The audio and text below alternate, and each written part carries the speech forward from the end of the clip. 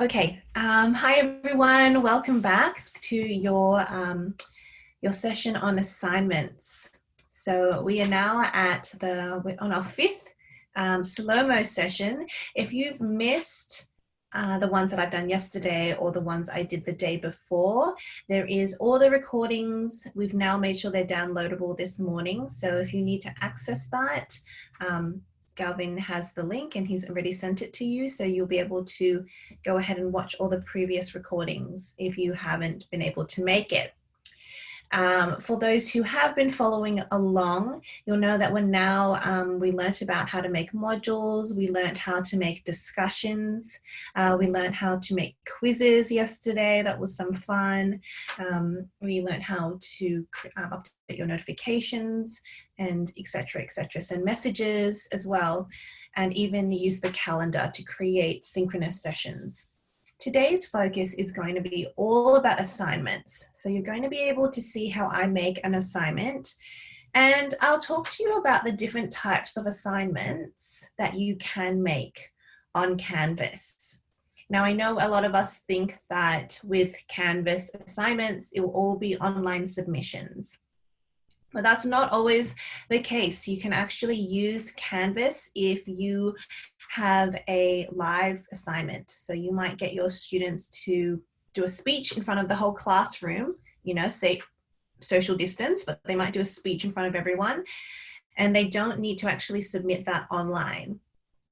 But it's still an assignment through Canvas. So how can you do that?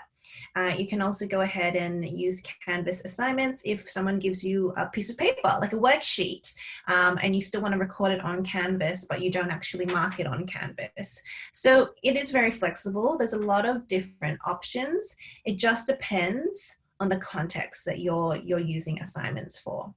So let's go ahead and get straight into it. So let's just check the chat. Okay, so I'm just going to leave that there. And so this slide deck is actually one that Galvin and his team have made. It's really nice, actually. So it talks about the skills you're going to learn. So adding assignments, adding instructions, the assignment settings. For those who attended my training yesterday, I spent a lot of time in settings, and that is actually quite important. Because the way that you as a teacher put the settings inside of your assessment tasks, such as assignments and quizzes, it will affect the experience of your students. So yes, you can always go back to your assignments and change the settings afterwards, but it's recommended to really try and understand, practice, and get your head around the settings beforehand. So when you're actually creating a real assignment for real students, you can do it well the first time. So we'll spend a bit of time focusing on assignment settings, how to add deadlines, for examples, and I'll also show you how you can set up a peer review and what peer reviews actually are. And then that's it for today. We do have a lot more sessions next week.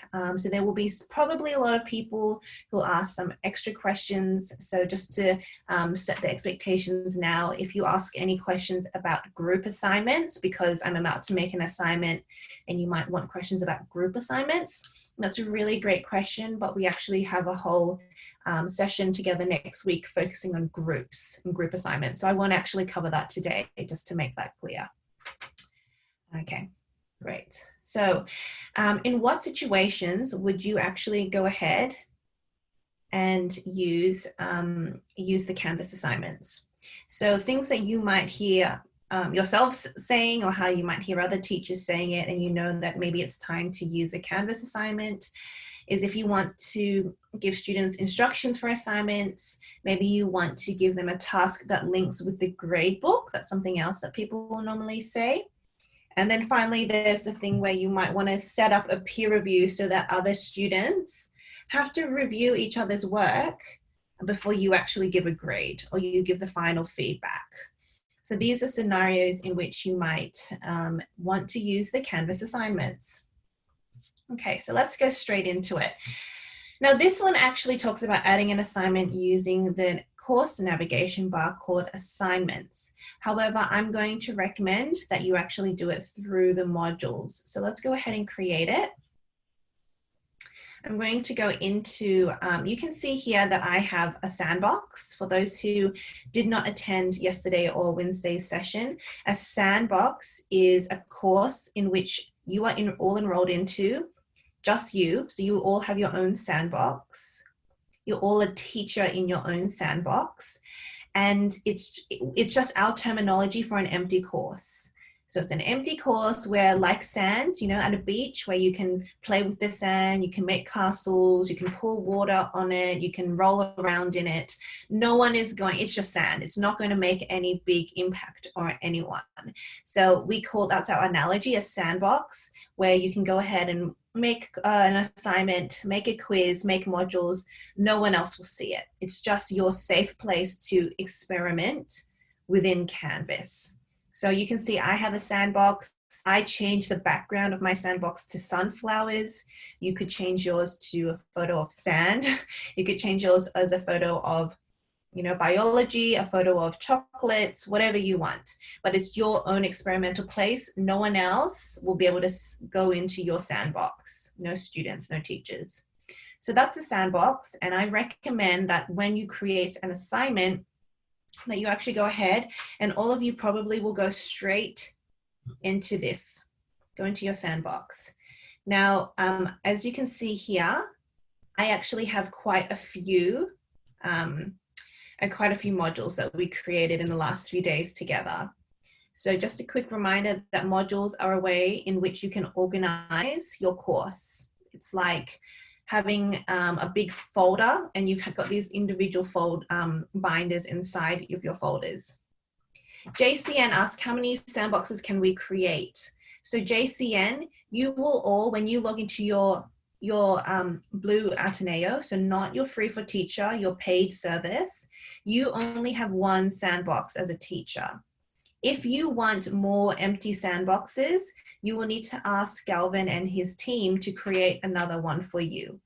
Now, when it comes to actually the courses, the empty courses that you will be teaching with real life students, so JCN, maybe you are a biology teacher, for example, you will be enrolled, you will be added into a biology course. Okay, so Galvin and his team will actually create the course for you. Okay, oh, there you go. So that's Galvin's answering it for you. So yes, unfortunately, you can't create your own sandboxes. It's up to Galvin and the Ateneo team to do that on your behalf. So you just need to know how to build inside the sandbox when you actually have been added and enrolled into it. So within the sandbox, like we'll pretend this is where all the sand is. This is all the opportunities you have to make castles, to pour water, to make, you know, what's it called? Sand angels or sand mermaids. These are like your building blocks. Okay, so you can go ahead here and you can see I've just made general, you know, building blocks for subject B and assessment materials. I'm going to go ahead and make another one, and I'm just going to call this an example, example module for assignments.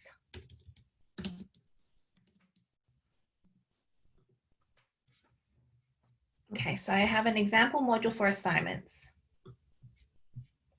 And once you're here, all you have to do when you want to create an assignment is press the plus button and choose a new assignment. And then you can call this, you know, anything you want, maybe write an essay. You have one that's write an essay. You could have an assignment that is record your speech. Okay, you could have a practical lab. Okay, you can have all these different types of assignments. And I have just, oh, maybe I didn't save that one. Okay, new one. Oh yeah, new assignment, lab experiment, okay?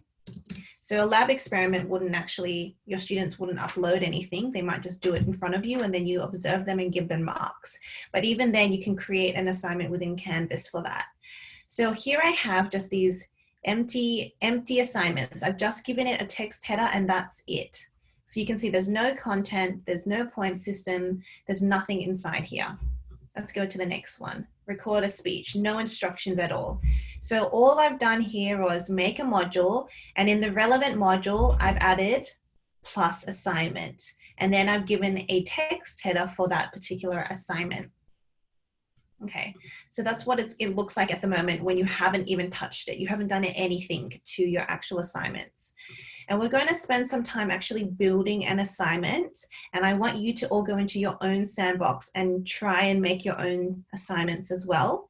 But before I actually do that, it might be useful for you to see some existing assignments inside Canvas so that you can understand what the end goal is, what your end goal should look like.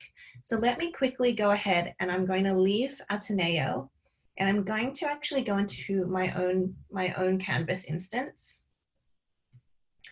And I want to just quickly, I have an existing course called biology. It was like a sandbox, but then I made an official course. You can do that. You can always export the content. And I'm going to just go ahead and show you an example. So just if you're looking at my Zoom now, I'm just showing you some examples of assignments. So let's just quickly see. I haven't made, this is called write an essay, but there's no details. There's no content here, okay? There's no points, there's no submission types, there's no due date. It's just an empty assignment, essentially. No instructions whatsoever. Now let's go ahead and see one that's been a created assignment. So it looks very similar. It says write an essay, but you can see here that this particular one in my separate instance says, you know, here's some instructions about what they need to do. So here I'm giving the instructions to students to write an essay about your thoughts on the following quote. You know, in this area, you could put whatever you wanted to. You could attach a file. You could say to your students, read this ebook or read this website and answer these questions. You could say, I want a research assessment about A, B, and C. This is the place you give instructions. So right now it says no content, but the goal is to give instructions to your students here. Okay. Next thing is points. So you can see this is, once again, in case you're wondering what I'm showing you, this is a completed assignment. I'm showing you what a completed assignment made by a teacher should look like. And then I'll show you how to build it.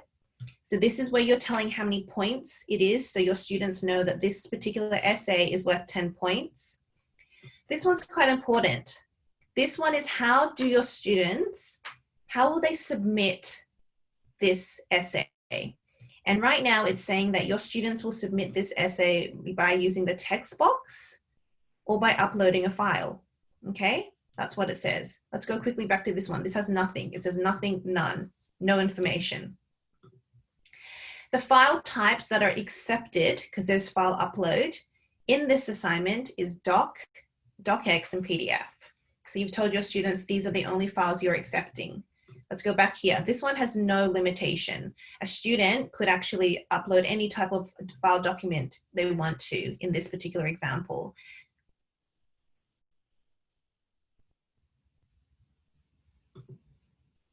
Okay. And then I'm going to keep moving down, and here you can see there's a due date. This one actually doesn't have an exact due date, so no one has to place an exact due date here. And this one here, if in case you're wondering what this is a rubric. Now, let me actually give some context with the rubrics. We're going to cover that tomorrow, Monday. It's the weekend now. So on Monday, it's our first session together. So rubrics are added to your homework, like to the assignments that you give, but we won't actually cover that today, but this is optional. If you want to, you can always add a rubric to an assignment for your students to see. So the main thing that we're actually going to focus on today is just this area. And yes, it looks really simple, but you do need to take some time to set it up, okay? Now I'm going to give you another example of an assignment. This is write an essay. Let's see what other types of assignments you can give your students on Canvas. Okay, so this one is getting your students to describe something. You might upload a lab report here. You could say, evaluate what's happening and give me a 200-word summary of what you can see. You know, you could put an image here, any stimulus that you want. And then the points, how do they submit it, and a rubric. Okay, pretty simple. Another example. This one is if, let's say, especially during these times where we're trying to save the world, save paper, maybe you can't even physically see your students. But let's say that you actually have a physical piece of paper. You have a physical piece of paper. You've made this for the last few years. It's a worksheet that you like your students to fill in. For all the science teachers, maybe, and medicine teachers, it's a lab report. You know, you've had this lab report, it's a classic. You want your students to complete it, but you can't physically give them the piece of paper. You don't want to post it to them. That's a little bit expensive. So what can you do instead? You can scan that piece of paper, okay, scan it, or even just take a photo of it on your phone. And then you can upload it into Canvas, and you can tell your students to complete the virtual version, and then they can either complete it electronically because as a PDF file, fill it in electronically and send it back, or maybe they print it off at their home if they have a computer, write it out, take a photo and upload it to you. So this is another example of how you can use assignments, you know, to solve any problems, maybe provide solutions. If you're a fan of using pieces of paper, you can get them to do that, and then they just have to submit this online. Okay, and once again, there's another rubric, but we will cover rubrics tomorrow. Okay, so that's another example here. I'll just keep going. Okay, write an essay about this video. So I can see Gary Gray has asked, can you make a video of yourself in assignments? Absolutely. So this text box here, you can see in the previous example, somebody added a image of ducks. Okay, so you can put ducks there. If you wanted to, you could put a recording of yourself. Someone here has put a YouTube recording here, but this doesn't have to just be it doesn't have to be a YouTube recording. It could be a recording of yourself, a recording of you at a lecture, a Zoom recording, whatever you want. You can put whatever you want in this text box. Okay, Vaughn has asked, what video editor app do you recommend? I personally just use Adobe PDF. That's how I edit mine. Okay, so this is a video. Okay, let's see one more. And this one's asking you to watch this video, but your students, instead of just submitting, you know, an essay about their thoughts on this video, they need to actually record themselves, maybe giving a speech, providing analysis. Maybe a task is you can get, maybe if you're any English teachers, you can put a recording of you speaking Tagalog, and you can ask them to record themselves translating it into English. And they have to record a video of themselves speaking English to you as the teacher, and you review it. So there's all these different ways in which you can be quite creative when you give assignments to your students. Okay, so you can upload videos, you can ask them to upload videos of themselves, etc. Okay, here's a peer review example actually. So what is the difference with a peer review? As a teacher, it just is an extra setting for you. What does your students see when you give them a peer review? So if it's a peer review, you just have to give them the instructions, okay? Can an assignment be done by a student and seen by another student? So Susan, perfect question. Yes. It can, only if you set it up as a peer review, which you can hopefully see now on my Zoom screen. Okay, so you can see here that this is to complete this electronically, submit it online. It will be reviewed by your peers, so make sure you address the rubric. The final grade will be decided by the teacher. So yes, Susan, you can get other students to see each other's work, only if it's a peer review, and you have to assign them. So you get to choose, you either get to choose who gets to see each other's works, or it can be done automatically. So you might have a class of 1,000 people. That's a lot of work to manually assign it. Canvas can assign it for you. And it can be one student, it can be 2 students, it can be 3, multiple students can review each other's works. It can be private, like they can be anonymous reviewing, or it can, they can see each other's names. Okay. Eugene has asked, students want to record a video response. Is interesting. I would want to do that, but I don't want that to. And Paul's answered that. Paul, oh, sorry, I'll just show you the chat. Yeah, so that's a really good point, Eugene. Yeah, you don't want them to use it, but it is, you have the 500 MB as a user, your students also have 500 MB, okay? So just keep that in mind. Like if they respond with a video, that's their storage space. That's not using your storage space. So just keep that in mind. No worries. Okay, so I just wanted to show you, that's how peer review is set up. It looks just like a normal assignment, but in the settings, you choose a button and it means that you can assign students to review each other's work, and that's just it. And there's, again, a rubric. Okay, and so that's it. So that was just an example of how different assignments inside of Canvas can work. So hopefully that's kind of getting your juices flowing as to how you might do it. So I can see Eugene likes the idea of recording a video response and getting your students to upload videos of themselves if the internet permits. Other people might want them just to write a journal reflection and they can just type that out. Some people might want them to upload photos of them, etc., etc. Okay, so let's go ahead and actually start creating them. Joy, Joy has asked, let me put it back here. Actually, yes, and a really good point, Galvin, thanks for bringing that up. So with the video recordings, if you get your students to upload videos, it doesn't necessarily have to be uploaded directly into Canvas. You can get them to upload it onto YouTube or onto Google Drive, and then you just make them put the URL for it. And then that means it's actually the data is hosted in Google or in YouTube, but the teacher can still mark it within Canvas.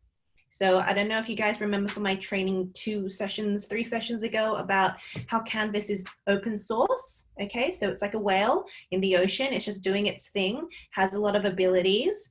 But if there's a lot of other, tools such as Google, YouTube, business review papers or anything like this that kind of want to plug into Canvas because they know that it would be really useful for students inside of Canvas to also use Google, for example. So it's up to those LTIs, it's up to Google and YouTube and other external apps to actually find a way to plug in. So the analogy we used last time was that Canvas is like a whale in the ocean doing its own thing. But if there's barnacles, barnacles like shell, like they stick onto the whale and they take some energy from the whale, but at the same time, the whale can also benefit from the barnacles. But it's up to the barnacles. So there's a separate LTIs to stick onto with the whale. The whale doesn't have control. Canvas can't update itself to work according to Google because it has to be available for all these other LTIs. Okay. Where do other students write their peer reviews from Joy? That's within the speed grader, which we actually are going to cover next week when we actually talk about grading work. So your students will actually have the same access as teachers when reviewing each other's works. So teachers mark students' works in something in Canvas called the gradebook. Okay, so the speed grader, which links to the gradebook. So students will also see that. They can't give a final mark, but they can leave comments and a lot of feedback that way. Gary's, I feel like that's a question about group assignments. With group assignments, I'm going to, as I said at the very beginning, I'm going to cover that next week. So I'm not going to dwell too much on that. Okay, and Joy, I'm going through the assignments, so I'm going to try and just create one, and I think that answer will be provided in terms of where do you actually go to get your assignments to be peer reviews.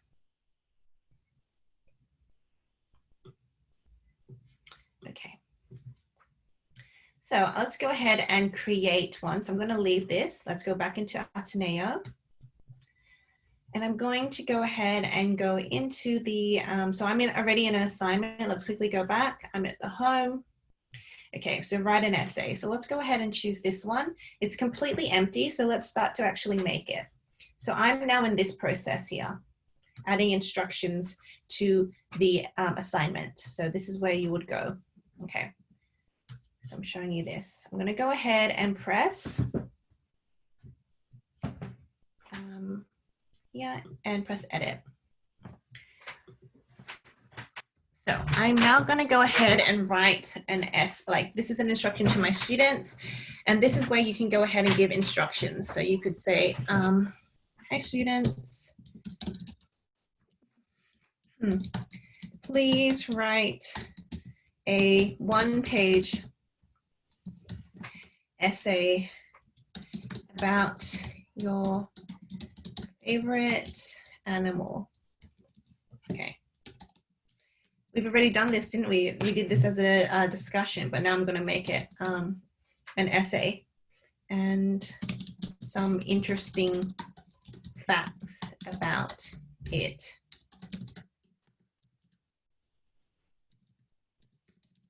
Please see the attached document for more instructions.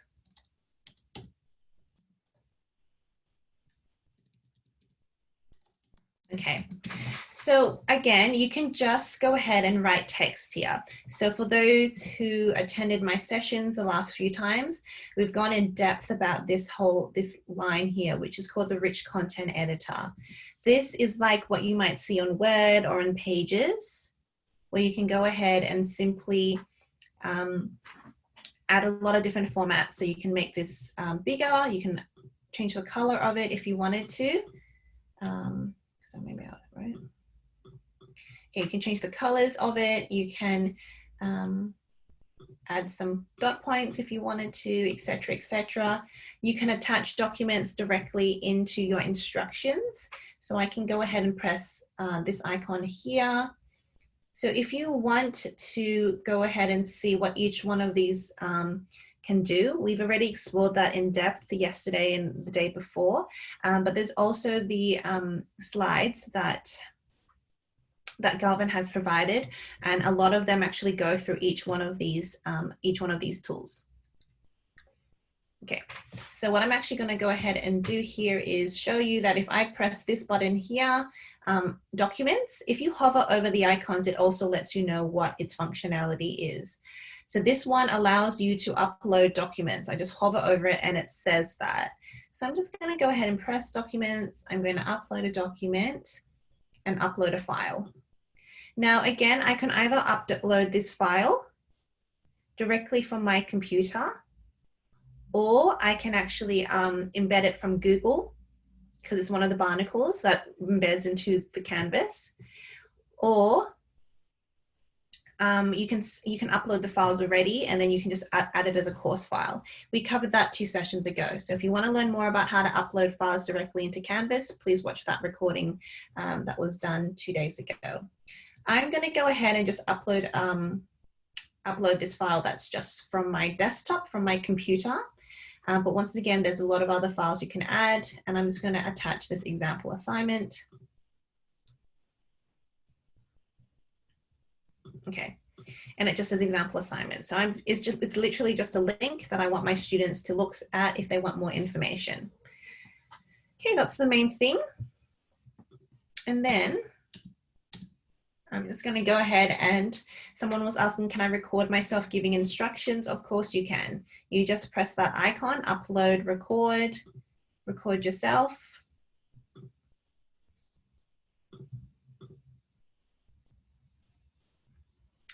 Hi everyone, can you please write a one-page essay about your favorite animal and some interesting facts about it?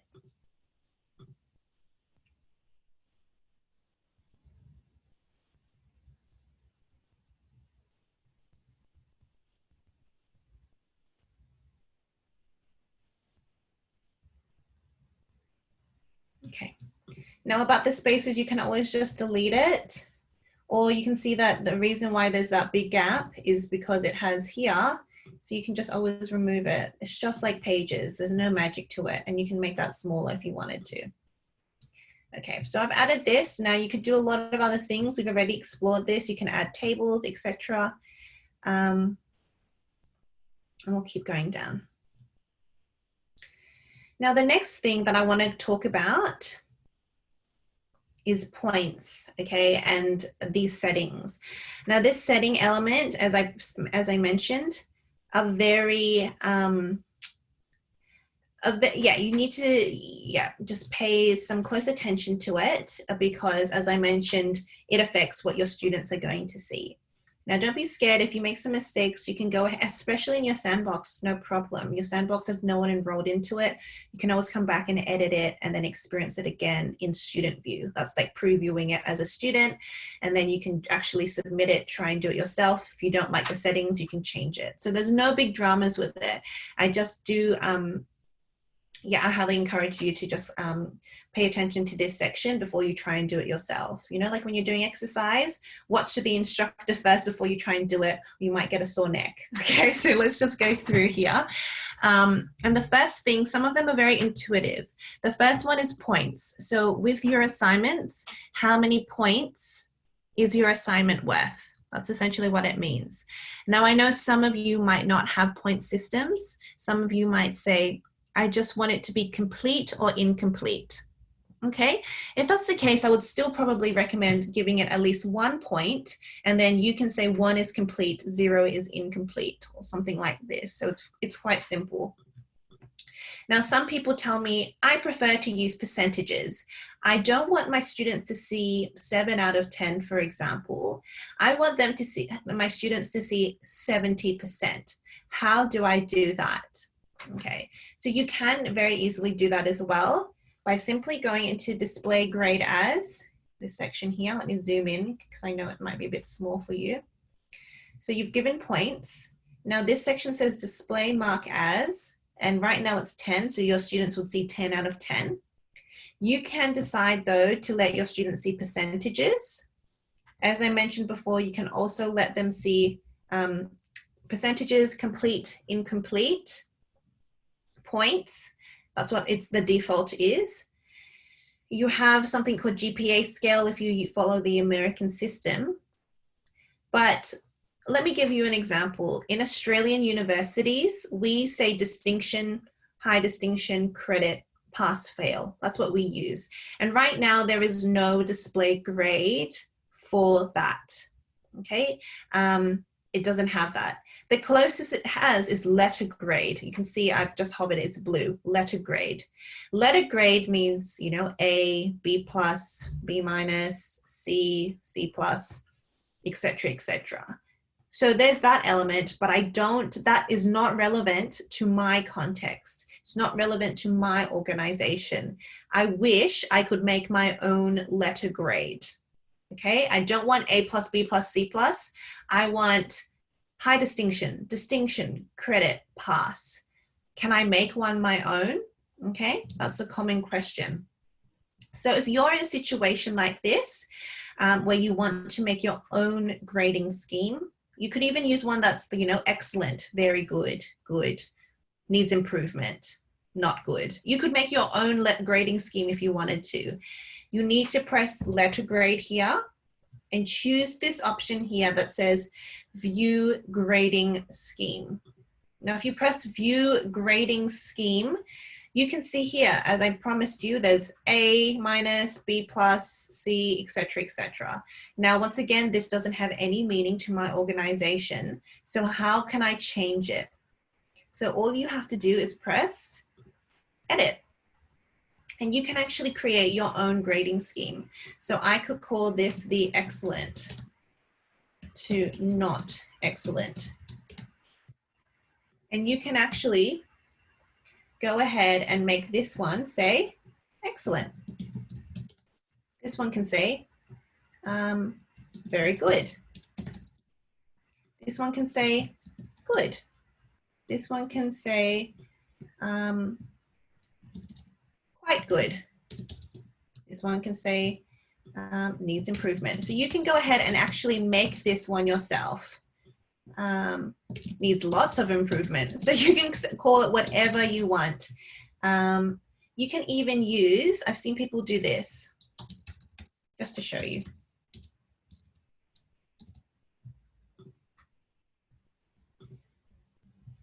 Okay. You can even use one that's, you know, use emojis. So you can even use one that's like thinking face. So I can go ahead and copy this one and I can put it inside my grading scheme. See, you know, and if someone gets an F, you can actually go ahead and make it something like this. Frown. So I'm just showing you, like, this is some fun ways I've seen people use it.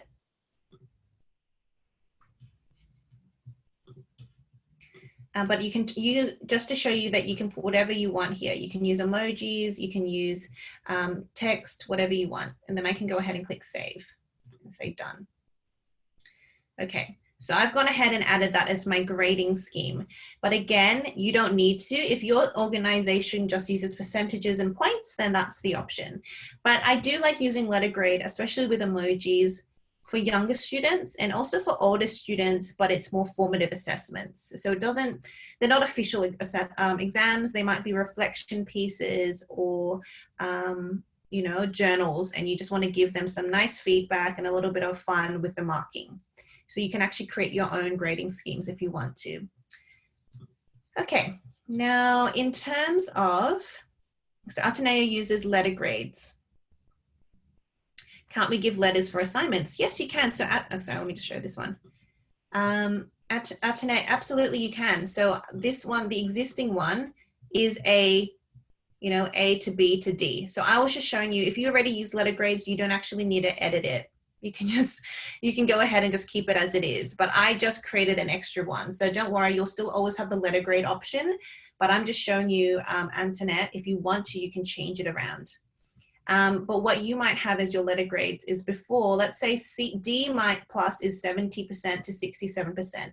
So if your student gets, you know, 10 out of, you know, if they get 7 out of 10, for example, they might get a D plus. But in your system, 7 out of 10 might actually equal a C minus. So if you need to, you can always change the percentages. Once again, if you edit it, you can always change the gradings, the percentage weight, not weights, but range.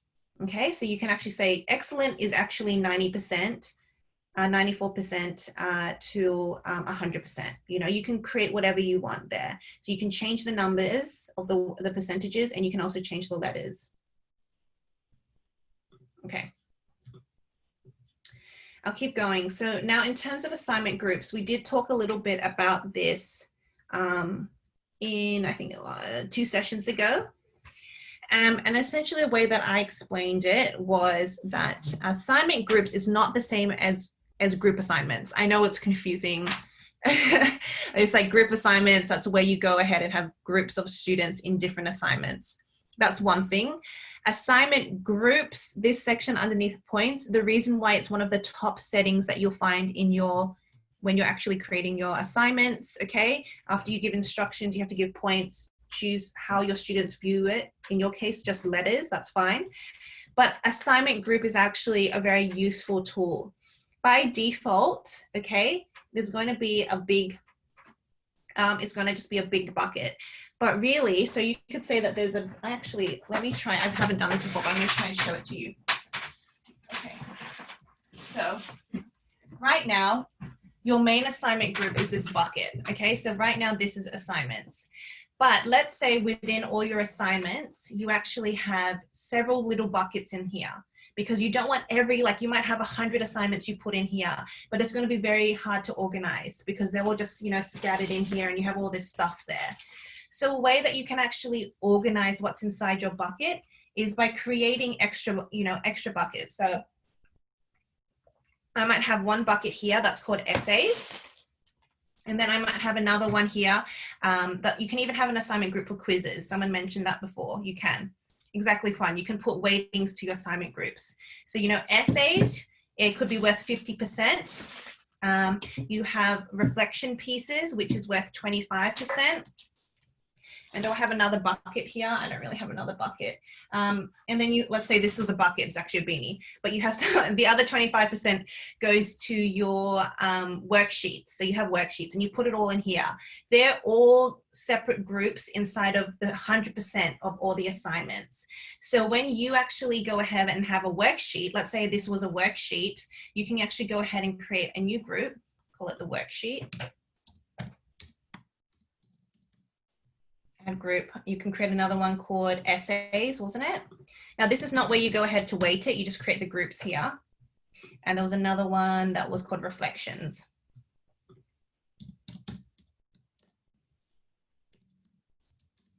Okay.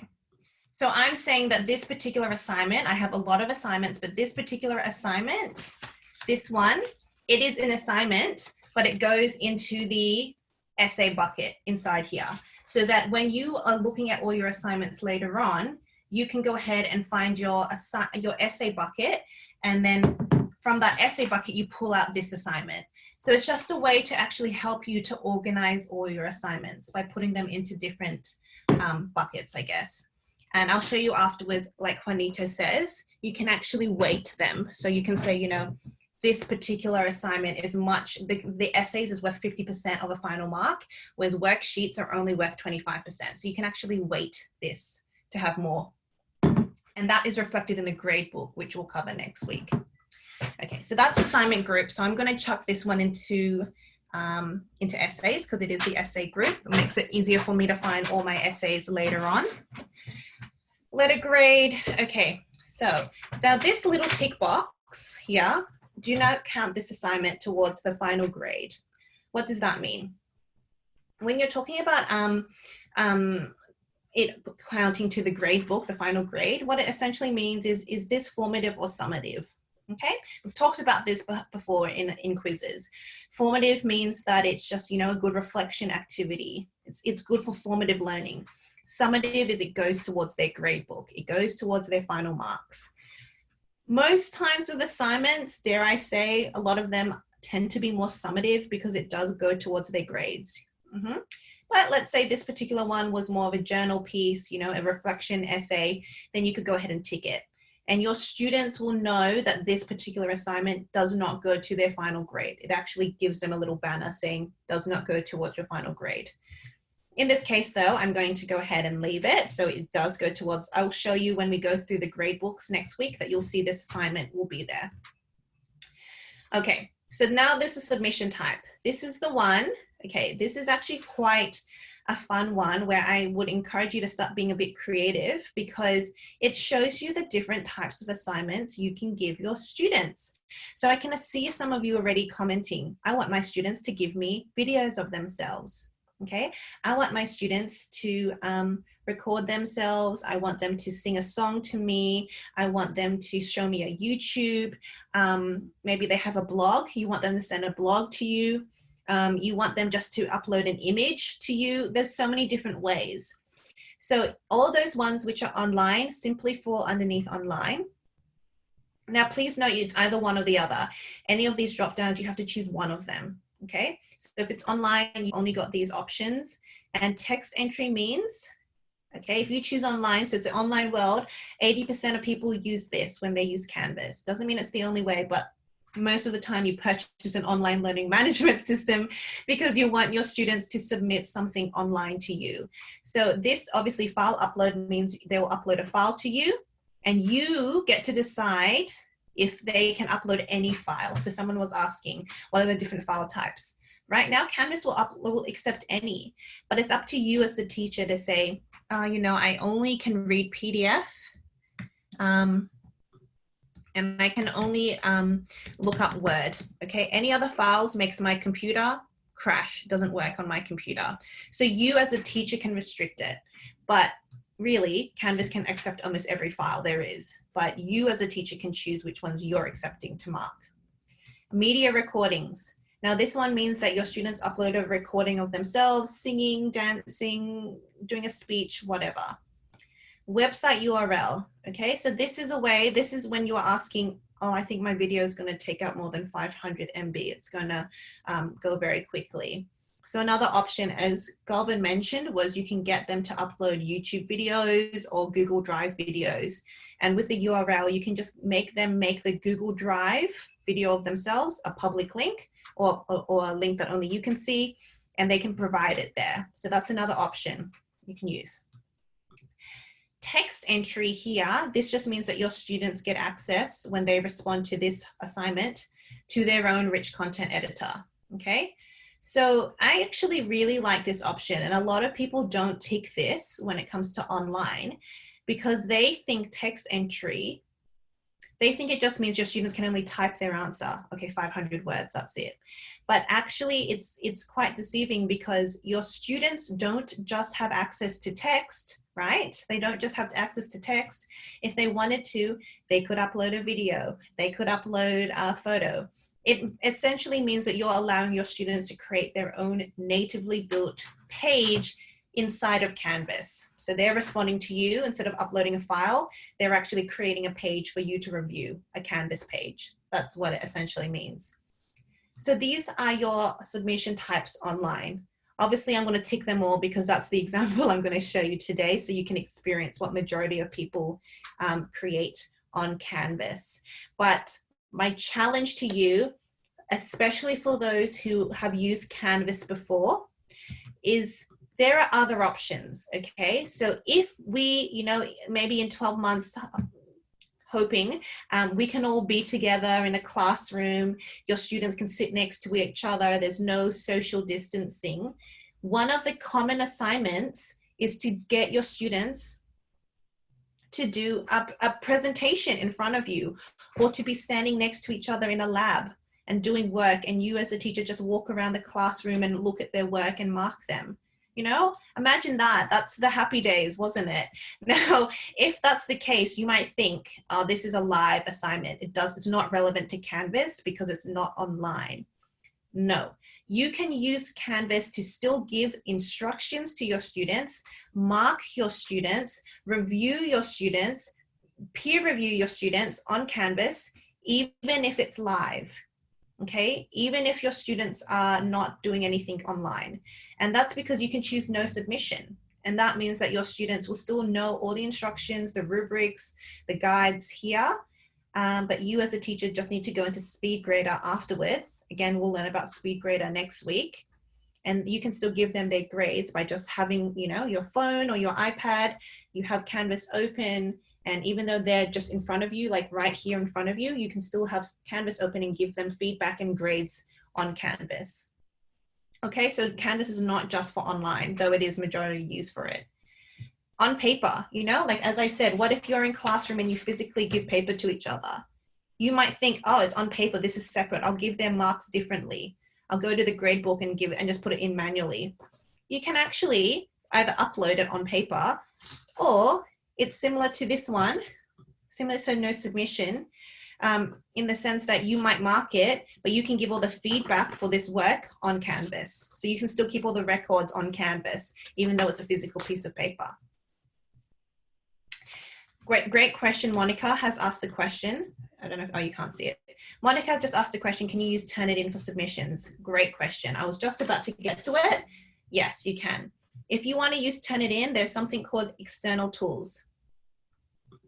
Yeah, so there's something called external tools. And remember when I talked about the barnacles, if you don't know what I'm talking about, whales and barnacles, like you might go, Connie, so crazy. What's this whale and barnacles?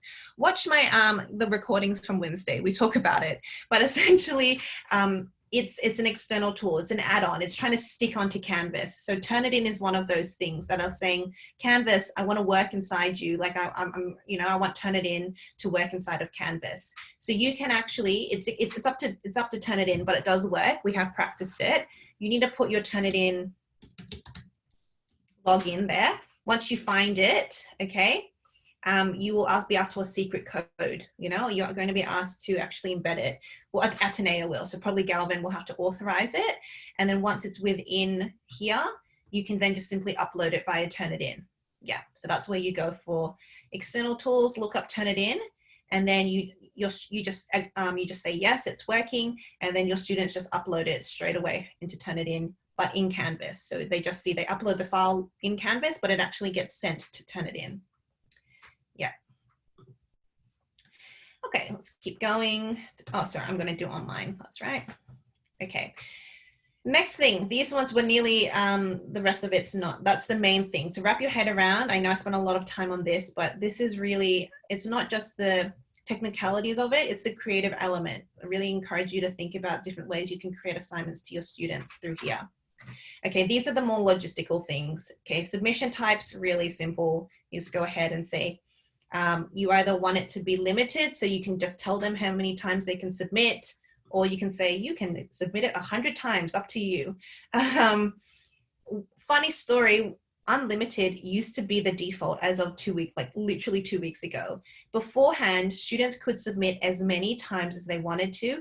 Canvas wouldn't stop the students from submitting, okay? And you can imagine, yes, it uses up a lot of your storage space, but you could do it. And if that's the case, the only good comfort with that was if you leave it to unlimited and your students can submit 5 to 10 times, as a teacher, you will actually be able to see every single submission. You'll see what time they submitted it as well. And you as the teacher get to decide which of those submissions you mark, which of those ones do you give points to, and which of those ones appear in the grade book. So keep that in mind.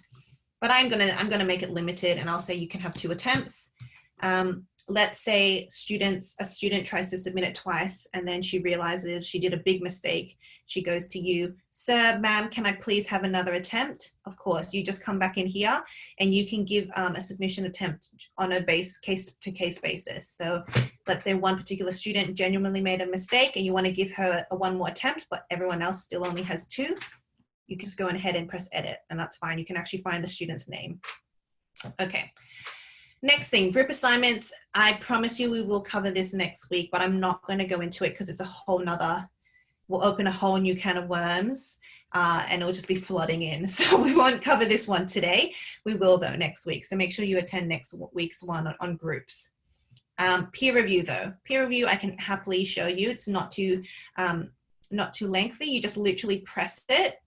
And this is how you let your students see each other's work. So you can either choose to manually assign it, and once you've actually created it and they've actually submitted, so they need to actually submit the assignments, then you go into this area and then you can assign each, like the moment someone submits something, you can go, okay, this person submitted it, I want Lisa to review it. And you can actually assign who gets to do it.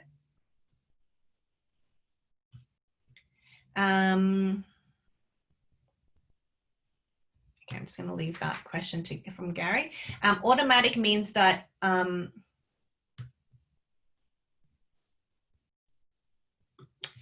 I'm just going to show you all these questions that I'm getting. So Apollo, I've never heard of Pearson My Lab, so I'm assuming that's a Barnacle. So that's an external tool. If you want to link this so you don't have to create it again, I don't actually think you can unless you have bought Pearson, like an external LTI with them, then it can embed. But unless they have, and that's not up to Canvas, unfortunately, that's up to Pearson to create that connection. So you might have to check with the service you have with Pearson. Otherwise, you'll just have to copy and paste. And Gary, at the beginning, you assigned 2 essays. This one is, oh, thanks, Galvin. Yeah, if you have anything, send him an email and he can check it for you. He can check if it does feed into Canvas. Gary, that's up to you. That's a more consultative question. So it's up to you if you want it to be an assignment or discussion. The main thing is with discussions, all the students will be able to see each other's responses. Okay, with assignments are more private. Assignments mean that no one else will see it unless you give them the peer review. So this is why this is quite important. So it just depends on your context. It depends on how many students you have, and if you prefer it to be more private or more an open discussion that everyone can read. Keep in mind with discussions though, and you've seen it yourself, the comments can go really long and you have to scroll all the way down. So if it's just a short answer question, discussions can be great and you just grade them, that's fine. Imagine if you get them to write 250 words and it's a discussion, then you're scrolling through that comment section. It's going to be like a really, really long comment section. So just think about what works in your situation. Jean, for peer reviewing, are only students who have already submitted their work allowed to review another's work? No, so they can just be assigned to reviewing anyone's work. But once again, you get to either choose. If you do manual, it means the moment that a student has submitted work, you get an alert and you can assign it to whoever many people that you want to assign their work to. So that person could have already submitted, that person could not have, and you can actually choose. So you'll know who's actually submitted and who hasn't, and you can say, well, I think only people who have submitted should review other people's work. That's totally up to you, Jean. Though if you choose automatic, what that means is Canvas will do it for you. And I actually recommend doing this unless you really want to, you know, you have a particular reason for one student to mark another student's work. This one will save you a lot of time because it says review per user. So you could say, I want 2 students to review each other's work. Canvas will randomize it and make sure that people aren't, you know, the same 2 people, you know, aren't reviewing each other's work, that kind of thing. So, sorry, but 2 people can be reviewing each other's work. It just means one person won't, you're assigning them 2 people, but it will be 2 separate people. So just keep that in mind. So I do recommend doing automatic, yeah. And some people have asked about this. You can go ahead and you can give a due date as well. So, I mean, in general, the due date might be earlier or later than your due date. So, you know, you might say it's due next week, but you're letting students review each other's work the week after. So you can give a due date for that. And then this one here, this means it can be anonymous. Okay, so that's once again completely up to you. Do you want your students to know the names of the other people who mark their work? Okay. This one here is something called moderated grading. To not know that, yes. So if it's, actually good question, because I know anonymity means that you can't, the person who's reviewing it is anonymous, but I don't know. I would think so. I would need to double check that for you. Let me ask, I'm just going to copy that question and put it in one of my notes that I can check it myself later. I just don't know the answer 100%, and I don't want to give you a false answer. So let me check that, and I can let Galvin know my answer and share that tomorrow. So that's JCN. Okay. Oh, not tomorrow, not Saturday. No one wants to see me on Saturday. On Monday. But good question. My understanding is the reviewers are anonymous. I don't know if the paper, like the author of the paper, is anonymous. So I'll check. Okay, moderated grading.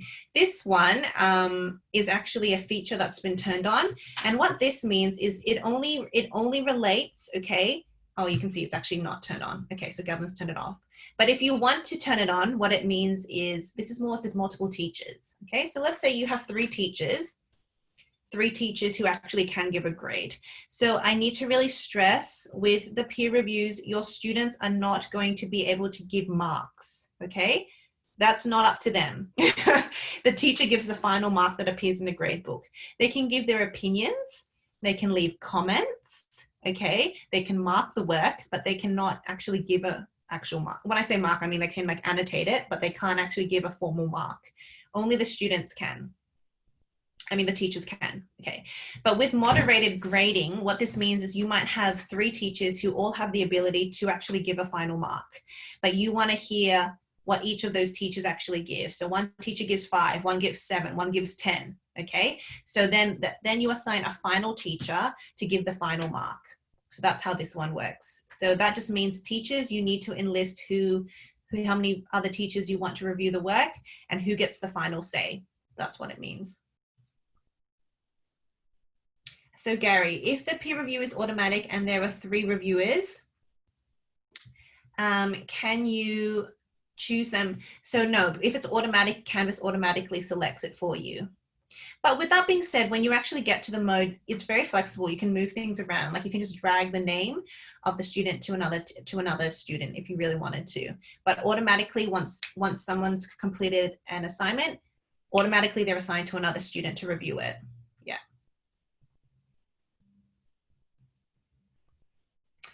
Eugene, no, it doesn't, because I'm pretty sure JCN's asking, is the paper anonymous? So the actual author of the paper.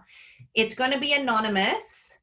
The people who marked that person's work will be anonymous, but I don't know if the actual work itself is anonymous, Eugene. Does that make sense? Okay, so, you know, the names of the other people reviewing work is anonymous for sure, but the work they're reviewing might not be anonymous. So I just need to double check that. Yeah. Okay.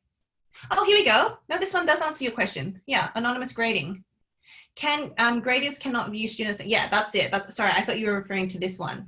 I haven't seen this as a new box. So yes, Eugene, that does answer this question. So I don't need to find that out.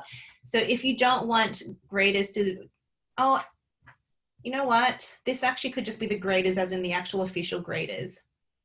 I have a feeling though that if you tick this, all names would be anonymous. Yeah. Good one. All right, cool, thanks. I think this is a new feature because it used to just be this button, but this one's popping up too. So that is perfect. That's what I mean, Leanne. I thought other peer reviewers graders, but I think they are. Or it could be a case where the actual teachers just can't see any of the names.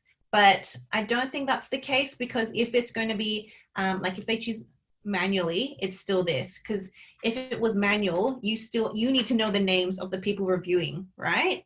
That's how it works, because it's manual. You choose who gets with who. And then if it's manual, then if they don't see each other's names, you don't know who this person is actually setting everyone else up with. So from my understanding, if this is actually the graders are just the reviewers. But I'm still going to double check that because I'm not too sure. So let me come back to you about that. Okay. And this is the same thing. We've covered this before. So who's this assigned to and when is it due? Okay. So I'm just going to make it due here. And that's it. Now, the hard thing with peer reviews is it's hard to actually to test it out, because I actually require there to be people enrolled in my course. And as you can see here, I am currently in my sandbox and I am the only person in my course. Same for all of you. So we could actually, maybe I should have actually, we could create this in the actual Ateneo shared one so you could see it. But I'm just going to go ahead and say save and publish, so that you can see what it looks like. Okay. So once you've done that, you've created your assignment. That's it. So once again, this is all provided here. Galvin did a really good job with breaking down each one of these steps. There's also Canvas guides. So yeah, you can see he's even done the drop down and what they all mean. So please read through this again. Kara has asked a question, doing a peer review, can we ask them to give a grade? So no, you can't. Students cannot give a grade to other students. Just keep that in mind. I mean, they can leave a comment, but they can't provide, they could say, sir, I think this person should get 5 out of 10. You know, they can always leave a comment, that's their power, but they can't actually give a grade that would appear in the grade book. That's not how it works. Okay.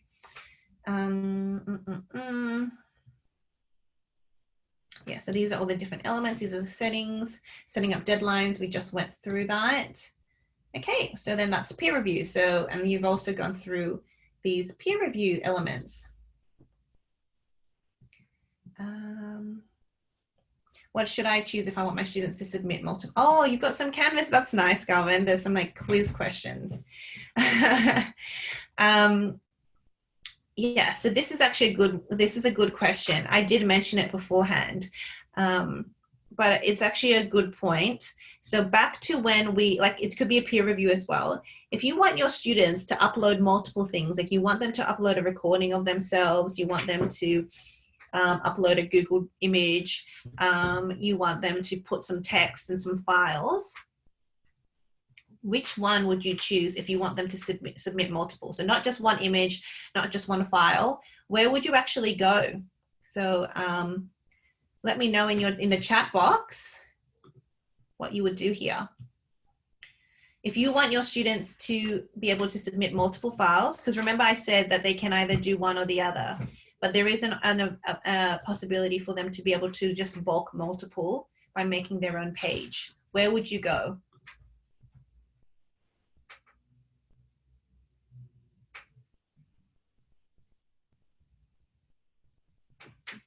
Okay, B and C seems like to be the most common one. B and C, oh, a lot. B and C. So I understand why you chose C, because it literally says multiple files, which is maybe that's a little bit cheeky. But if you want them just to upload one file, it's actually file uploads. You're not able, so if we go here, let me show you it. Let's go into student view. I'm going to go into student view so you can see what it looks like. And by the way, you can all test this in your sandbox. You go into student view because you want to experience what students do, write an essay, submit the essay. So once your students click submit an essay, it's just that blue button there. You can see here, if they try and choose a file, maybe it's changed, let me try. And then go add another file. Oh, it's changed. This is new. They can actually do multiple. Okay, well, let me try and do this one. Now I feel a bit silly. Canvas just literally is changing like every week. I'm going to try and add an image. Let's just see if I can add an image here. Okay, that file. Oh yeah, because it's limited. Okay, cool. So it's B and C now. Yeah. So you can get your students to upload in the file uploads. They can upload multiple PDFs. Now, the way that I like is actual text entry, because this was the old school way. You could get your students to upload multiple files here. So I could go ahead and upload documents, and then I can just choose multiple documents like this.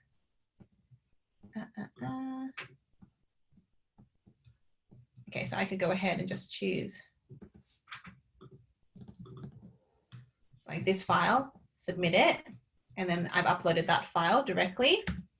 And then I can go ahead and go into training examples and just, it's really quite easy just to upload these files. So let me try that again.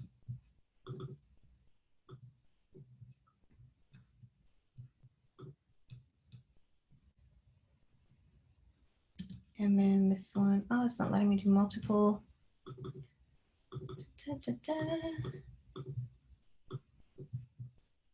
This one's an invalid file type because it's not a PDF. Oh, let me find this one. This one's not. Interesting. Okay. Sorry guys, this is ever evolving. Last time I was able just to drag and drop it. Okay, no, that one's working. So this is one way where you can literally just upload files, and normally I would just upload all these files. And then you would go like this. And then I could also go ahead and let's say I wanted to record a video of myself. Okay, so if I wanted to go and, so let's say here's my this, and then I'm also going to record myself giving a speech to you, blah, blah, blah. So you've uploaded files, you uploaded a video of yourself, then you can upload a recording of yourself, and then you can go ahead and let's just quickly let that load. Whereas file uploads, from my understanding, it's just PDFs. If I try and add, just bear with me, because this button didn't used to exist. If I go ahead and choose file, if I want to upload a, let's say a movie of myself, I wouldn't normally be able to upload my video from here, or like a recording of me singing, for example, or photo, okay? Because the files here were restricted by PDF, etc., etc. Whereas if you go ahead and choose text entry, this one's not working, but you can go ahead and just do a recording of yourself. Come on, Canvas, don't do this on me now when I'm on a public training.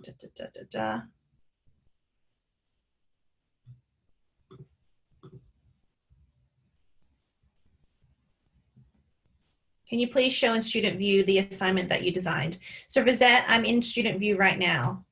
So someone's just like, you can tell I'm in student view because it says pink.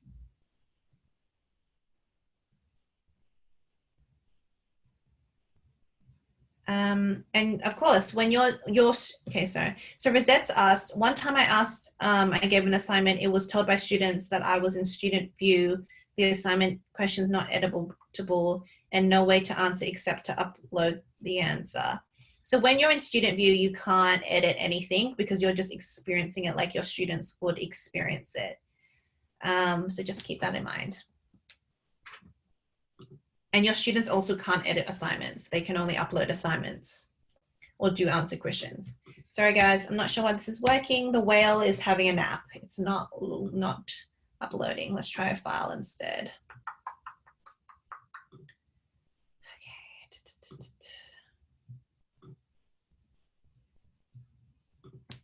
Okay, so this file should be working. So this, for example, is a nice way that you can get your teacher, in this example, to view multiple files, see images, watch YouTube of themselves. This one should work.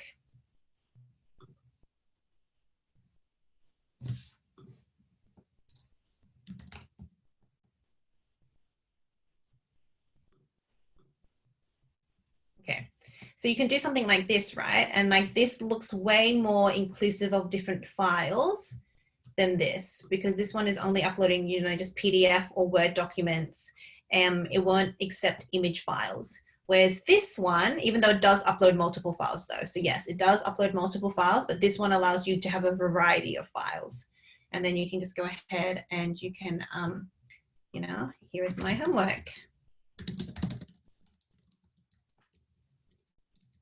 And then submit assignments. Okay. So that's essentially for your students, that's what you're going to see. Your students would just go into home. They would see the assignment that you've created, write an essay. This one's already been edited. And then they have a blue button that says submit assignment. And that's it. Now, in terms of actually reviewing their work in the speed grader, we will cover that in details next week, but just keep that in mind.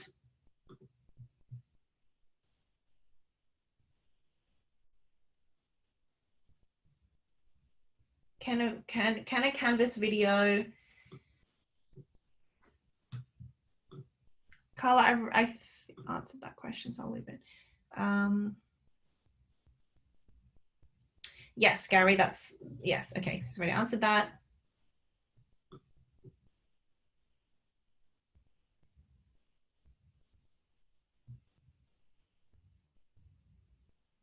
Done. Just to confirm, when I switch to student view, I still cannot see the published assignment since I created in my sandbox, but in the live environment, once I publish an assignment, it should appear in, okay, when you're saying students view, do you mean this? Good on, this is student view. So, or do you literally mean your students view? Or do you mean the student view within Canvas?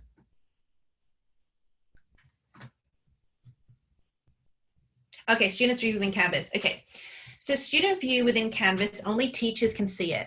So when you're in a sandbox or you're the teacher of, you know, biology, for example, and you want to experience what your students see, you just go ahead and press student view. You cannot edit anything because you're just experiencing what your students could see. And remember, students can't edit anything. Therefore, you can't when you're inside a student view. So that's essentially what that means. Yeah. Okay. Antonio, once we establish a setting, does this automatically apply to all assignments? No. No, and not with quizzes. And can we just customize the settings?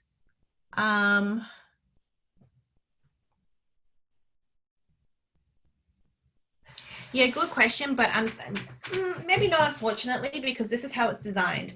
I've shown you that there are very many different types of assignments that you can create. I'm leaving student view now. Okay. So just to give you some context, this is where student view is, by the way, Carla. It says here. Underneath the course, so you need to find it, by the way, in your sandbox. I hope you're all in your sandbox now. You won't be able to see student view if you're already a student. That's a nice way, though, of differentiating if you're a student or teacher, because when you're new to Canvas, I know it can be confusing when you're, do I have teacher view? Do I have student view? You can check in people, but I also intuitively always check on the right-hand side, because if it says student view, it means that I'm a teacher, because you can't say student view unless you're actually a teacher trying to put on, you know, the different glasses of a student. If you've logged into a Chaos as a student, it won't say anything. You'll just see everything. So that's where student view is, Carla. I hope that answers your question.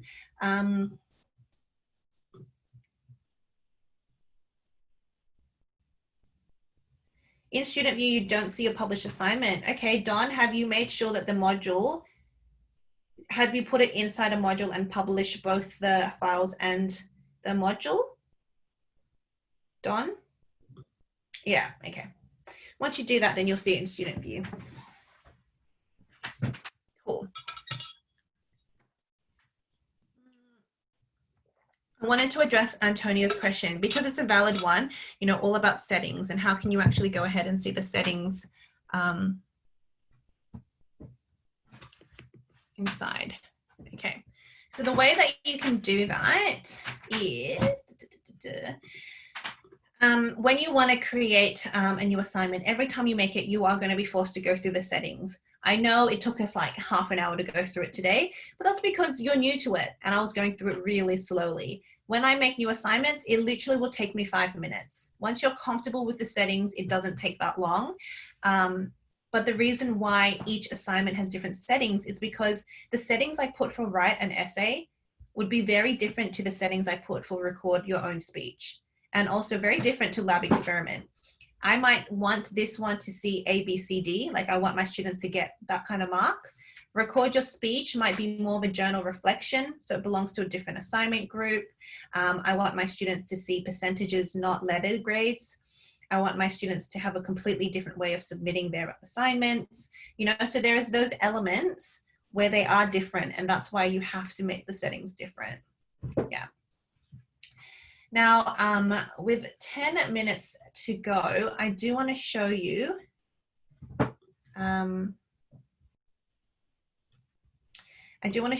where, you know, when I was talking about the buckets, and Juanito made a good point of you can weight the assignment grades. Yeah, so remember this was essay, and the essay is worth 50%, whereas quizzes is only worth 25%. How can you actually weight that within your group?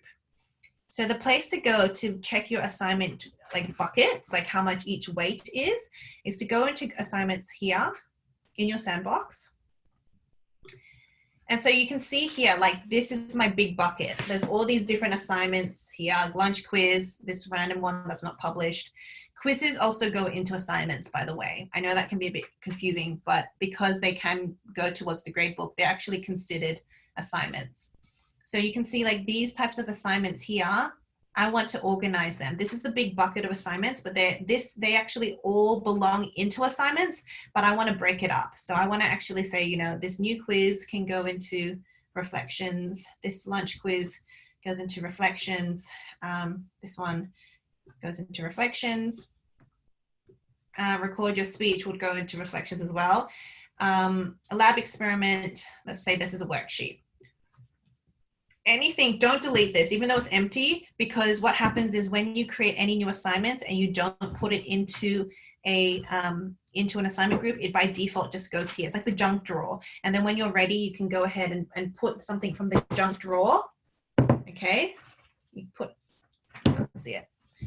something that's inside the junk drawer, and then you go, okay, this particular assignment, like this particular assignment actually belongs in here.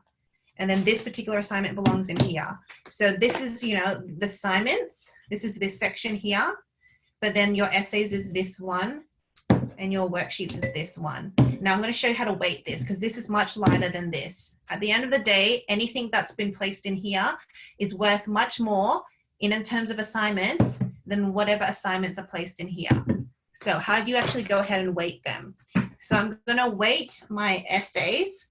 And all you have to do here is press this button. By the way, if in case you're brand new and you're still super confused by this weighting thing, I would actually say it's not the biggest priority. Your assignments are all going to be placed in here anyways. When you're ready, you can go ahead and just come into assignments, and then you can create the groups later on, and then you can just drag and drop where they belong. So it's not like, don't worry if you're like, what is she doing? Because you will eventually get it. So these little 3 dots here is where I go ahead and choose assignment group weight. So I'm in assignments now. You can see all your assignments, and I'm just trying to weight them accordingly. So I go assignment group weight, and then all you have to do is say, yeah, so what did I say? Essays are 50%, reflections is worth 25%, worksheets are worth 25%, save. Okay, so then what happens is essentially Canvas is now going to do the maths for you at the end of the year or end of semester. Because you could go ahead and say, this has 5 points, this has 10 points, this has 20 points, this has 1 point. And a student might get 1 out of 1, 2 out of whatever. And Canvas will actually, at the end of the grade, break that ratio down and make it only reflective of 25% of their total mark at the end of the year. So yeah, that's essentially how the Canvas assignment groups, okay, not group assignments, assignment groups works. Just think of the buckets and how you can organize your assignments. Okay.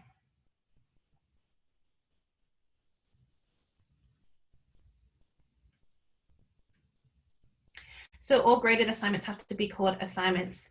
No, Cara. Yeah, okay, you've already answered it. Okay, cool. I agree. Assignment group should definitely be called assignment type. It's, yeah, an assignment group refers to people or teams. Vaughn, that's a great suggestion. And I definitely agree with it. Assignment types. So yeah, it's not, everything by default will go to this one, but this is the types. Okay, so let's just go. So we've already answered this one. So if you want to, if students want to be able to submit multiple files, if it's just like PDF and Word, then yes, C works. You can just upload multiple files. But if you want it as in multiple files, like a video recording, a YouTube link, etc., I actually recommend using text entry because you can compile all of those into one natively built Canvas page, and then someone just reviews it. Okay. So we've done all of that. What have we done so far? Great. So we've actually come to the end. I'm just going to see if there's any more questions.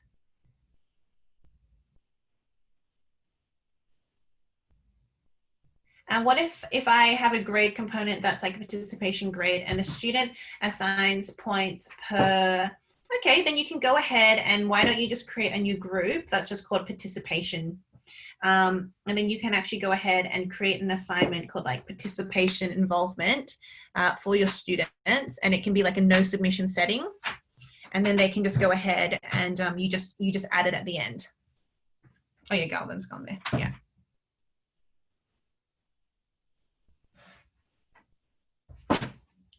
So Leslie, you need to go into the thing that actually says assignments here. It's under announcements. So look, a lot of people do go ahead and I know in the Ateneo Free for Teacher, there's also the option to create a new assignment here.